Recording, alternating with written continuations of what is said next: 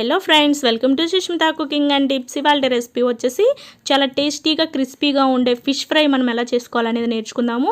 Taste అయితే చాలా బాగుంటుందండి. క్రిస్పీగా చాలా బాగుంటాయి. తప్పకుండా ట్రై చేయండి. అలాగే మీరు ఫస్ట్ టైం మన వీడియోస్ చూస్తున్నట్లయితే మన ఛానల్ని తప్పకుండా సబ్స్క్రైబ్ చేయండి. ఈ చేపల వేపుడు అనేది చాలా సింపుల్గా చేసుకోవచ్చు. చాలా తక్కువ టైంలో చాలా టేస్టీగా చేసుకోవచ్చు. ప్రాసెస్ అంతా చాలా ఈజీగా ఉంటుంది. తప్పకుండా ట్రై చేసి ఎలా వచ్చిందని నాకు కామెంట్ సెక్షన్లో తెలియచేయండి. ఇప్పుడు దీన్ని ఈ ప్రాసెస్ ఎలా ఉంటుందని చూసేద్దాము. ఫిష్ ఫ్రై కోసం ఇక్కడ వచ్చేసి నేను 3/4 కిలో చేపలు అనేటివి ఇక్కడ తీసుకున్నానండి. ఇలా పల్చగా కట్ చేసుకోవాలి. చేప ముక్కలకి వాటర్ ఏమి లేకుండా ఉండేలాగా చూసుకోవాలి. ఇప్పుడు మసాలా పట్టిద్దాము. మసాలా ఏం లేదండి, ఒక 1/2 టీ స్పూన్ పసుపు, 3 టీ స్పూన్ల కారం యాడ్ చేసుకోవాలి. కారం కొంచెం ఎక్కువగా ఉంటేనే బాగుంటుంది, టేస్టీగా ఉంటుంది. 3 టీ స్పూన్ల కారం, 1/2 టీ స్పూన్ ధనియాల పొడి, 1/2 tea spoon garam masala, 2 tea స్పూన్ల సాల్ట్ యాడ్ చేసుకోవాలండి. సాల్ట్ కొంచెం చూసుకొని యాడ్ చేసుకోండి. 2 టీ స్పూన్లు అయితే సరిపోతుంది. సరిపోకపోతే తర్వాత యాడ్ చేసుకోవాలి. 2 టీ స్పూన్ల అల్లం వెల్లుల్లి పేస్ట్, అలాగే కార్న్ఫ్లోర్ వచ్చేసి 3 టేబుల్ స్పూన్ల కార్న్ఫ్లోర్ యాడ్ చేసుకోవాలి. కార్న్ఫ్లోర్ లేకపోతే బియ్యం పిండి అయినా పర్వాలేదు. ఒక పెద్ద సైజు నిమ్మకాయ రసాన్ని కూడా పిండుకోవాలి. ఖచ్చితంగా నిమ్మకాయ అనేది మనం ఇక్కడ పిండాలండి, రసము, లేకపోతే ఫ్రై అనేది టేస్ట్ బాగోదు. ఈ మిశ్రమాన్ని అంతా కూడా మనం చేపల ముక్కలకి ఇలా మన హ్యాండ్ తోటి మంచిగా అప్లై చేయాలి. చేప ముక్కలకి పట్టించేటప్పుడు కొంచెం ఫిష్ బోన్స్ ఉంటాయి కదా, జాగ్రత్తగా పట్టించండి, లేదంటే అవి హ్యాండ్కి గుచ్చుకుపోతాయి. చేప ముక్కల మధ్యలో కూడా ఇలా కలపాలన్నమాట. సాల్ట్ చూసుకోండి, సరిపోకపోతే మళ్ళీ యాడ్ చేసుకోవాలి.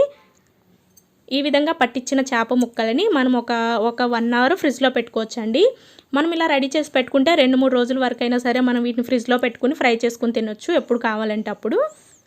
ఇప్పుడు వీటిని నేను ఒక బౌల్లోకి తీసుకుని ఫ్రిడ్జ్లో పెట్టేస్తానమాట. ఒక 1 అవర్ వరకు వీటిని మనం ఫ్రిడ్జ్లో వదిలేసేయాలి. ఇలా మొత్తం ముక్కల్ని బౌల్లోకి తీసుకున్న తర్వాత దీనిపైన మూత పెట్టేసి మనం ఫ్రిడ్జ్లో 1 అవర్ పాటు ఉంచేసేయాలి. 1 అవర్ తర్వాత బయటకు తీస్తే మనకి ముక్కలు ఇలా ఉంటాయండి. ఇప్పుడు వీటిని మనము ఫ్రై చేసుకోవచ్చు. ఫస్ట్ మనం ఒక కడాయి తీసుకుని, ఒక మందపాటి కడాయి తీసుకోవాలి, లేదంటే తొందరగా మాడిపోతాయి. స్టవ్ పైన పెట్టుకుని స్టవ్ ఆన్ చేసుకోవాలి. తర్వాత ఈ బాండిట్లో వచ్చేసి ఒక 3 టేబుల్ స్పూన్ల ఆయిల్ యాడ్ చేసుకోవాలి. ఆయిల్ బాగా హీట్ ఎక్కాలండి. హీట్ ఎక్కిన తర్వాత మాత్రమే చేప ముక్కలు మనం యాడ్ చేసుకోవాలి, లేదంటే చేప ముక్కలు అనేటివి బాండిల్కి అతుక్కుపోతాయి అన్నమాట. ఆయిల్ బాగా హీట్ ఎక్కిన తర్వాత మాత్రమే ఈ వీడియోలో చూపిస్తున్న విధంగా ఒక్కొక్కటిగా ఆయిల్లో చేప ముక్కల్ని యాడ్ చేసుకోవాలి. ఈ చేప ముక్కలు వేగడానికి ఒక 5-6 నిమిషాలు టైం పడుతుందండి. లో ఫ్లేమ్ టు మీడియం ఫ్లేమ్లో మాత్రమే ఫ్రై చేసుకోవాలి. హై ఫ్లేమ్లో అస్సలు పెట్టొద్దు, తొందరగా మాడిపోయి కలర్ వచ్చేస్తాయి, లోపలైతే పచ్చిగా ఉంటాయండి, టేస్ట్ అస్సలు బాగోదు. చూడండి, మనకి ముక్క ఫ్రై అయింది అని ఇలా అని మనం గరిటతోటి ఇలా అంటే ఈజీగా ముక్క ఊడింది అంటే మనకి ముక్క అనేది చక్కగా ఫ్రై అయిందనమాట. చూడండి, ఇలా కలర్ వస్తే సరిపోతుంది. అన్ని ముక్కలు మనం ఇలా టర్న్ చేసుకోవాలి. చేసేటప్పుడు కొంచెం జాగ్రత్తగా చేయండి, లేదంటే పీసెస్ అనేటివి ఇరిగిపోతాయి అన్నమాట. ఇలా నెమ్మదిగా టర్న్ చేసుకోవాలి.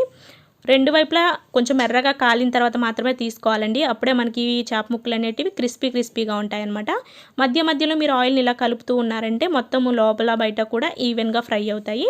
చూడండి, ఇవి చక్కగా మనకి ఫ్రై అయ్యాయి అన్నమాట. ఇప్పుడు మనం వీటిని సర్వింగ్ ప్లేట్లోకి తీసేసుకోవచ్చు. ఒక్కొక్కటిగా తీసుకోవాలి, అన్నీ కాదు.